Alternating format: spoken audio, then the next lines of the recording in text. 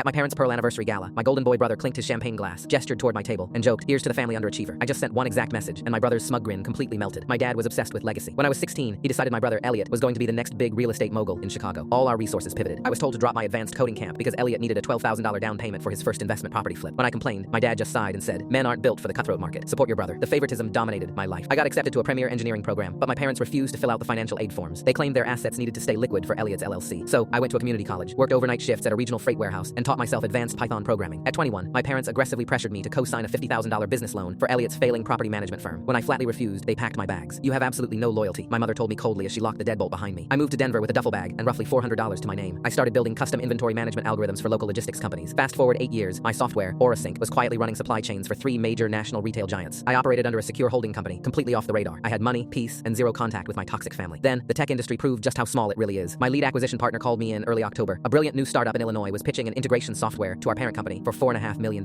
He forwarded me their pitch deck to review. It was a practically identical clone of an early, unencrypted version of AuraSync that I had carelessly left on an old family desktop computer years ago. The CEO smiling on the title slide, Elliot. He hadn't just stolen my foundational code, he was actively trying to sell it to my own conglomerate. I RSVP'd yes to my parents' 30th anniversary dinner at the Oak Brook Country Club. I knew Elliot was planning to announce his massive software sale to our extended family that night. I sat quietly in the back of the room, picking at my overpriced steak, listening to relative after relative praise his sheer business genius. Then came the toast. Elliot raised his glass, called me the family underachiever, and announced his imminent multi-million-dollar buyout to roaring applause. I opened my phone. I emailed my lead partner, execute the trap. Exactly 4 minutes later, Elliot's phone vibrated loudly on the table. Then his smartwatch flashed. He stared down at the glowing screen, his face rapidly draining of blood. My partner had just triggered the official response from our legal department. It was a brutal cease and desist order, CCing federal regulators, citing catastrophic intellectual property theft, and revealing the true principal owner of the acquiring company, me. Elliot stumbled backward away from the microphone. The room grew confusingly quiet. He looked frantically across the crowded ballroom, eventually locking eyes with me. I just smiled and raised my water glass. The following week, the sheer panic fully set in. But it wasn't just about the stolen software. My parents showed up at my downtown condo complex completely unannounced, begging the front desk concierge to let them up to my floor. When I finally met them down in the lobby, they were physically shaking. It turned out they hadn't just funded Elliot's extravagant lifestyle with their own savings. 7 years ago, they had used my old mail and social security number to fraudulently take out a massive $180,000 HELOC loan on their house in my name, funneling the stolen cash to keep Elliot's disastrous properties afloat. Now that my company had legally frozen Elliot's assets in the discovery phase, the bank was aggressively threatening to foreclose on their home because the monthly payments had stopped. They shoved a messy settlement agreement at me, promising they would pay me back eventually if I simply dropped the IP lawsuit against Elliot and formally assumed the fraudulent debt. "We're family," my dad pleaded, his voice cracking with desperation. "You will ruin us if you do this." I looked down at the forged signatures on the loan documents. I didn't yell or cause a scene. I simply pulled out my phone, took high-resolution photos of the papers they were desperately holding, and forwarded them directly to the FBI's white-collar crime reporting portal right in front of them. "You ruined yourselves," I said, turning my back and walking straight back to the private elevator. The legal fallout was absolutely brutal. Elliot is currently facing federal wire fraud charges, and my parents are living in a cramped 2-bedroom rental, drowning in endless attorney fees. I didn't stick around to watch the circus unfold. I spent this last Thanksgiving sitting on a private balcony in Kyoto, quietly sipping warm green tea. I was completely surrounded by silence, finally free from the crushing weight of people who actively tried to bury me just to build their own pedestals.